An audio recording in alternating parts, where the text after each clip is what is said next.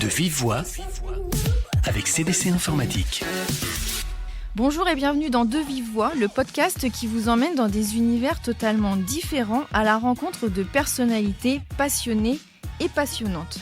Aujourd'hui, dans cet épisode, nous allons aborder le thème du mentorat, alors un dispositif qui permet de renforcer la cohésion sociale et de donner confiance aux jeunes en leur avenir. Pour parler de ce sujet, je reçois Erika Cogne, qui est directrice générale de Télémac. Télémac qui contribue à la relance de l'ascenseur social en France en accompagnement vers leur réussite des milliers de jeunes investis issus de territoires fragiles. Et à ses côtés, Henri Petit, chargé de projet RSE au sein de CDC Informatique, qui est une entreprise qui depuis plusieurs années est partenaire de Télémac. Erika, bonjour. Bonjour. Alors, merci d'être parmi nous aujourd'hui. Donc, pour débuter, on va faire un petit peu des éléments de contexte. Est-ce que vous pouvez nous parler du mentorat, qu'est-ce que c'est classiquement, et nous présenter évidemment Télémac? Alors oui, merci. Le mentorat, en fait, c'est une relation gagnante-gagnante entre un jeune et un mentor bénévole. Et ici, chez CDC Informatique, des bénévoles salariés. Et ce jeune et ce mentor vont se rencontrer une fois par mois. Avec l'idée, au fur et à mesure des rencontres, des mois et voire des années pour certains, construire une relation de confiance. Et en fait, cette relation de confiance, elle va permettre d'être gagnante-gagnante, c'est-à-dire d'apporter autant aux jeunes qu'au mentor. Pour le jeune, ça va être de l'ouvrir sur tout un nouvel horizon culturel, des découvertes culturelles, des métiers, des filières d'orientation, plus de confiance en soi. Et puis pour le mentor, ça va être l'occasion de mieux appréhender les enjeux de la diversité, également d'acquérir des compétences, de l'agilité, de l'écoute, de l'empathie, tout un tas de compétences transférables dans le milieu notamment professionnel. Et en Télémac, du coup, c'est une structure qui existe depuis longtemps ou... Depuis 20 ans. En 2025, nous fêterons nos 20 ans. Et effectivement, on a du retour sur notre impact. Aujourd'hui, c'est 2500 jeunes accompagnés dans 11 régions. Mais chaque jeune compte, c'est notre slogan. Chaque jeune compte, puisque chaque mentor compte, chaque relation de mentorat compte. Et c'est vraiment petit à petit que nous avons réussi à déployer le modèle et nous pouvons faire encore bien plus. Donc Henri, toi tu es en charge donc des projets RSE chez CDC Informatique et notamment de l'engagement de l'entreprise auprès de Télémac. Pourquoi ICDC s'est lancé dans une telle démarche ? Alors ça, c'est une histoire qu'on aime bien parce que c'est une vraie réussite qu'on a en interne. Déjà, c'est juste pour remettre un petit peu le contexte. On a une communauté interne qu'on appelle Do It Green qui a vocation tout simplement à donner un peu la parole à nos salariés en interne et pour leur permettre d'avoir plus d'informations sur les sujets de développement durable, mais aussi de proposer des projets. Et là, on a justement une personne, une collaboratrice qui est venue nous voir un jour et qui nous a dit « Au fait, j'ai entendu parler de Télémac par une connaissance à moi et ça a l'air vachement bien. Est-ce qu'on ne pourrait pas faire quelque chose avec eux ?» Et on l'a accompagné pour monter tout le dossier pour réaliser la convention avec Télémac et pour aller jusqu'à la présentation en direction générale. Donc c'est vraiment un sujet qu'on aime beaucoup, c'est une vraie réussite parce que c'est vraiment partie des collaborateurs qui ont pris en main un sujet. Et alors derrière, pourquoi finalement la direction et ICDC a décidé de valider cette idée ? C'est parce que ça fait écho à un certain nombre de valeurs et d'engagements qu'ICDC porte depuis un certain nombre d'années. ICDC a engagé sur des sujets sociaux, humains depuis de nombreuses années, notamment sur les sujets handicap, sur les sujets de la mixité, sur l'engagement aussi sur l'ancrage territorial.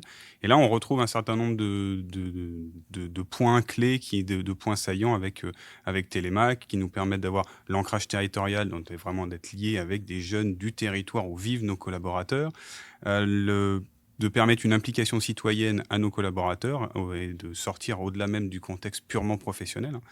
Et de faire écho à cet aspect très mixité et diversité qu'on a en interne et de voir cet écho-là avec tout le panel de diversité qu'il peut y avoir chez les jeunes de Télémac.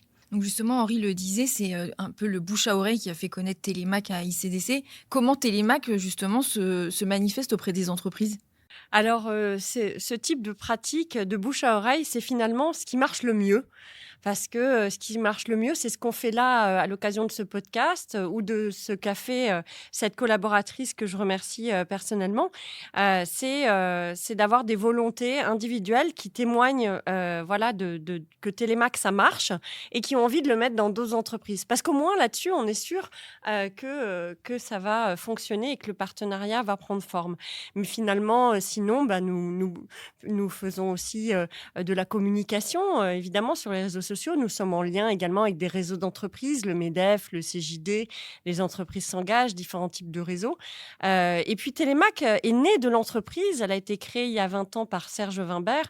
Et donc, de patron en patron, il s'est su que Télémac était une association de qualité professionnelle et qui prenait vraiment soin des jeunes bénéficiaires que nous accompagnons. Donc, quand ça se sait, on finit par convaincre. Aujourd'hui, on a la chance d'avoir 250 entreprises partenaires. Ça va d'une TPE jusqu'au plus grand groupe. Et si on avait la chance d'en avoir 10 fois plus, nous pourrions accompagner 10 fois plus de jeunes. Ce ne sont pas les jeunes qui manquent, ce sont les financements des entreprises, les partenariats entreprises et ensuite les mentors. Mais finalement, des personnes bénévoles qui ont envie de s'engager et de rencontrer un jeune méritant, motivé, une fois par mois, je peux vous assurer qu'il y en a dans toutes les entreprises. C'est un appel. Ah oui. J'espère qu'il sera entendu. Et justement, Henri, donc le mentorat, c'est un binôme mentor-filleul. Comment ça se matérialise en fait cet engagement au sein d'ICDC ? Alors chez nous, l'engagement, il est matérialisé sur 3 axes. Forcément, l'axe du mentorat est l'axe, on va dire, prioritaire et celui qu'on met peut-être le plus en avant. Donc pour rappel, on finance pour 9 places à ICDC. Actuellement, 8 places sont prises. On a une place vacante. Donc là, c'est un autre appel, en interne pour nos collaborateurs. Donc ça se matérialise par cette mise en place de mentorat, l'animation de la communauté aussi en interne, s'assurer que tout va bien pour nos mentors. Il y a toute la partie financière, de financement de ces places-là, organisation d'événements. On en avait fait un premier sur notre ancien site et en 2024. On va essayer d'organiser d'autres événements sur l'année 2025. Les 2 autres points qui sont importants aussi, c'est le don de matériel informatique. Parce que donc, chez nous, à ICDC, pour les matériels informatiques dont on n'a plus l'usage, qui arrivent en fin de vie chez nous par rapport à nos process, avant de les recycler, on va déjà faire en sorte, si c'est possible, de faire des dons à des associations ou des écoles. Et donc, c'est dans ce cadre-là que Télémac a pu bénéficier de près de 80 ordinateurs portables et de plusieurs dizaines de tablettes Surface, par exemple. Et enfin, le 3e point, c'est qu'on a, à plusieurs occasions, reversé une partie de notre taxe d'apprentissage au profit de Télémac. Donc voilà, c'est des choses qui sont un petit peu moins souvent mises en avant, mais qui sont des éléments aussi structurants. Et est-ce qu'il y a un profil type du mentor ? Alors justement, pas. En fait, nous souhaitons et nous sommes convaincus que toute personne peut être mentor dans tout niveau hiérarchique de l'entreprise. Moi, j'ai en tête notamment de formidables assistantes mentors, parce qu'en fait, c'est souvent des personnes très curieuses qui ont beaucoup de réseaux, qui connaissent d'ailleurs beaucoup de patrons et qui sont très dévouées. Donc, ça peut faire des profils tout à fait étonnants, jusqu'à des PDG. On a des PDG mentors. On a des personnes qui viennent dans nos mentors. La moitié vient de milieux modestes à la base et souhaite justement donner une chance à un jeune comme eux, ils ont eu. Et la moitié viennent de milieux plutôt CSP, un peu plus privilégiés ou très privilégiés, et donc souhaitent aider quelqu'un. Donc, c'est vraiment cette fraternité-là et cette diversité qui nous plaît dans les mentors. Et on a des mentors qui viennent d'être récemment embauchés dans l'entreprise, jusqu'à des mentors qui sont en pré-retraite et qui s'investissent quand les enfants sont partis de la maison. Donc, on a vraiment une très belle diversité de mentors, nous également. Et si je peux rebondir, justement, un mentor qui quitte l'entreprise peut continuer à être mentor ou... Oui. En fait, nous avons, avec le temps, su trouver des solutions pour que, de toute façon, le plus important soit de conserver la relation de confiance entre le jeune et le mentor. Donc, on s'organise en bonne intelligence pour maintenir cette relation, c'est le plus important. Et je suis sûre que vous avez tous les deux des belles histoires à nous raconter, peut-être ? Oui, ben, je vais alors peut-être pas revenir sur l'ensemble de nos belles histoires, parce que je considère que voilà, tous les partenariats qu'on a, tous les binômes sont des belles histoires, mais peut-être pour en mettre deux en avant, je pense notamment à William, qui est avec Sylvie, qui ben, l'année dernière était encore en troisième et qui avait pour objectif d'atteindre un grand lycée, et donc qui a réussi par son travail, par sa motivation, et bon, je pense aussi, on peut le dire aussi par l'accompagnement de Télémac, de Sylvie, et cette mise en confiance qu'elle a pu avoir, qui a réussi à s'inscrire à Louis-le-Grand, quand même un lycée extrêmement coté et voilà, très compliqué, renommé, ouais. voilà, très grande renommée. Donc, par ses efforts, a pu atteindre Louis-le-Grand, donc vraiment, elle a atteint vraiment son objectif phare du fin de son collège qu'elle s'était fixé. Et sur un volet peut-être plus différent, plus personnel et plus, c'est Subixa, donc qui est avec Elisabeth, qui, au tout début de son mentorat, était, comme un petit peu tous les jeunes de 5e aussi, plutôt timide, en termes de centre d'intérêt, plutôt axé sur ses centres d'intérêt propres, on va dire, et qui, tout au fil des années, ça fait maintenant presque 4 ans qu'elle est avec Elisabeth, a vraiment élargi complètement son panel de centres d'intérêt et devient de plus en plus curieuse. Et maintenant, c'est elle qui demande à aller au musée, à aller au théâtre. Voilà. Elles sont allées au Louvre, elles sont allées au musée Rodin. C'était pas des choses qui étaient imaginables il y a encore quelques années. Et on voit vraiment une belle évolution personnelle en termes de curiosité et d'horizon culturel qui se met en place. Donc voilà, 2 belles histoires, je trouve, sur deux volets un petit peu différents. Et c'est peut-être des lieux qui n'étaient pas forcément peut-être adaptés ou envisageables pour une jeune. Exactement. Au début, ça lui venait pas en tête, et puis c'était pas des choses qui... Si les premières fois où elle y allait, je crois que c'était pas ce qui l'a passionné le plus, au dire d'Elisabeth. Et maintenant, voilà, c'est elle qui demande, quoi.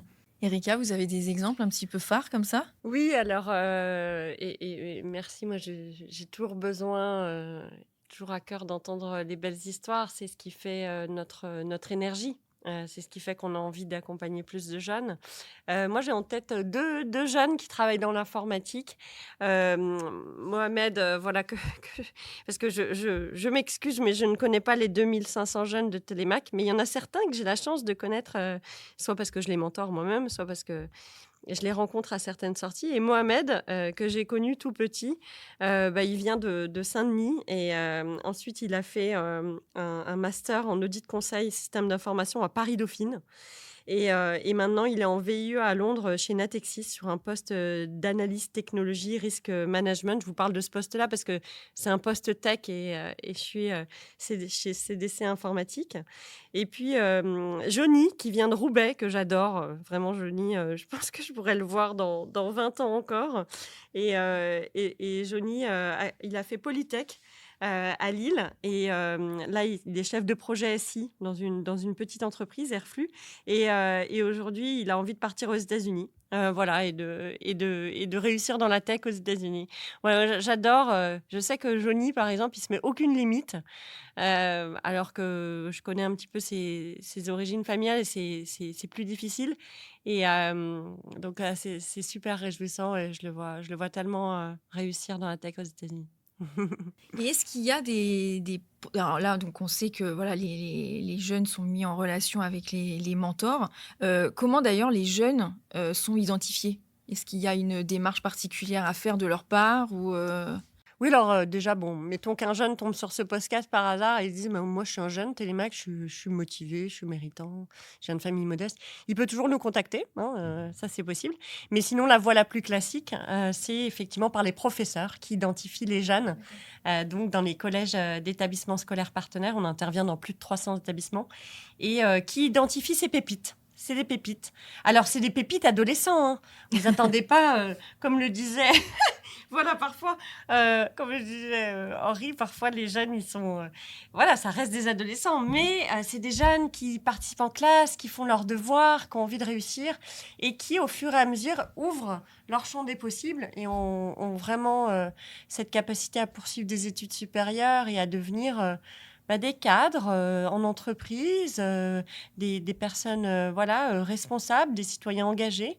Et ainsi, comme ça, on relance l'ascenseur social. Donc oui, c'est les professeurs qui sont nos plus grandes voix, parce qu'ils identifient dans la classe ceux qui sont certes bons à l'école, mais ont aussi ce petit supplément.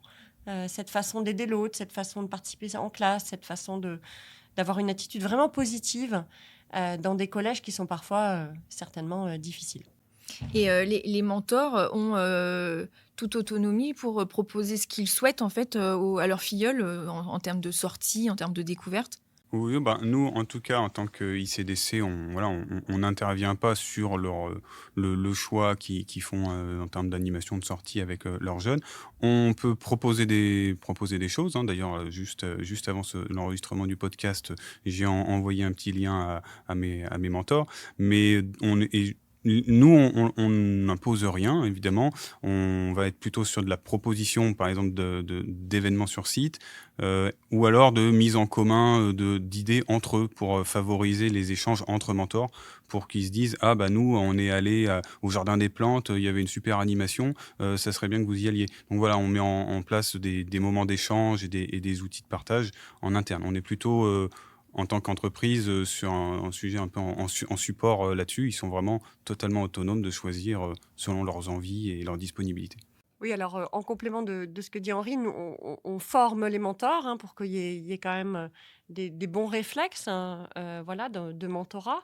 Et puis après, effectivement, parfois, on ajoute certains modules, s'il le souhaite, à des moments particuliers pour le jeune. Par exemple, stage de troisième, stage de seconde, s'il souhaite aider le jeune Télémac, ou Parcoursup, parce que parfois, c'est quand même un peu particulier. Et puis aussi, on a la chance d'avoir dans certaines de nos entreprises partenaires des places gratuites. Cet été, on a eu plein de places au JO. On a souvent des places à Roland-Garros, à l'Open Paris-Bercy. Et ça, c'est autant d'événements qui est super sympa de faire entre jeunes et mentors. Et alors, une question qui n'était pas forcément prévue, mais qui me vient là. Est-ce que justement, donc l'identification des jeunes, j'ai bien compris, se fait principalement via les professeurs au collège. Mais est-ce que la cellule familiale a une bonne visibilité, est attirée un peu On les par... implique dès le début. D'accord. D'ailleurs, les parents assistent à la première rencontre entre le jeune et le mentor. Ils signent également cette charte d'engagement, parce que c'est un engagement important d'être à la fois pour le jeune dans le programme Télémac, pour les parents, d'accepter que leur jeune rencontre une tierce personne, et puis pour le mentor, donc on fait signer une charte d'engagement. Et puis les parents sont invités à la journée de bienvenue, et ils sont assez souvent sollicités aussi en pique-nique de fin d'année sur certains territoires ou sur certaines activités. Et puis en cas de soucis scolaires ou autres, on a les contacts des parents. Le mentor, lui, on conseille les premières fois, en 5e, de prévenir les parents, de créer du lien avec les parents. Et puis, on va, nous, Télémac, inviter les parents également dans différents événements Télémac. Et pour finir, à la cérémonie du bac, où les parents viennent voir leurs jeunes et les mentors obtenir le bac et poursuivre vers les études supérieures. On ne les laisse pas tomber ensuite, on continue de les accompagner, mais il y a quand même un moment tremplin au niveau du baccalauréat. Oui, il faut se séparer un petit peu. Ils ont grandi. Oui, c'est sûr. Donc, à vous entendre, ça donnerait envie de devenir mentor. Justement, Henri, est-ce que tu as peut-être un mot pour convaincre d'autres entreprises de se lancer justement dans cette démarche et de devenir partenaire ? Oui, complètement. Donc nous, maintenant qu'on a 4 ans d'expérience, ça fait pas 20 ans qu'on est engagé avec Télémac, mais ça fait déjà 4 ans. On est déjà sur notre 2e convention, donc on a un petit peu de recul.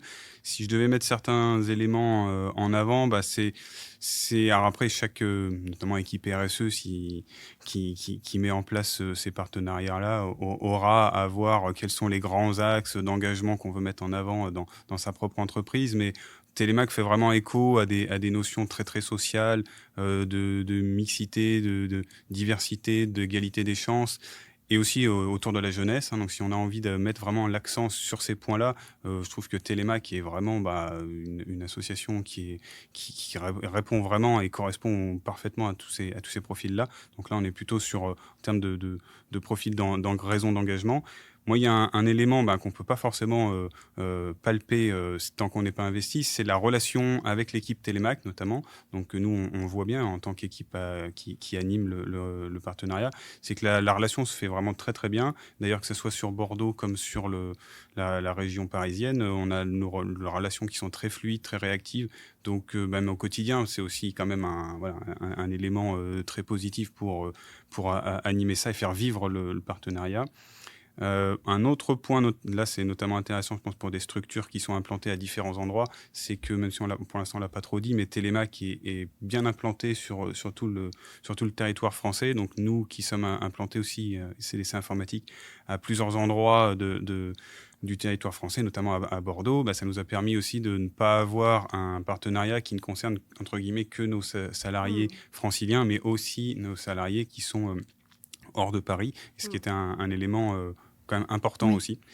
Et voilà. Et puis en termes, peut-être le dernier point là aussi, qui peut intéresser des équipes qui seront plutôt sur l'animation du partenariat, c'est que finalement le ratio entre les bénéfices quelconque qui soit d'image pour les jeunes, pour les mentors, etc., sont très forts pour finalement un engagement en termes de temps et d'argent quand même relativement faible. Il n'y aura pas besoin de passer 6 mois à temps plein spécifiquement dessus. Voilà, nous, on s'en sort très bien et avec des résultats qui sont très probants et des avis de mentors qui sont très positifs. Donc vraiment, voilà, c'est tout bénef, quoi, on pourrait dire. Et c'est une aventure humaine en plus. Ah vraiment, oui, non, vraiment. Ouais. Erika, un dernier mot pour conclure ?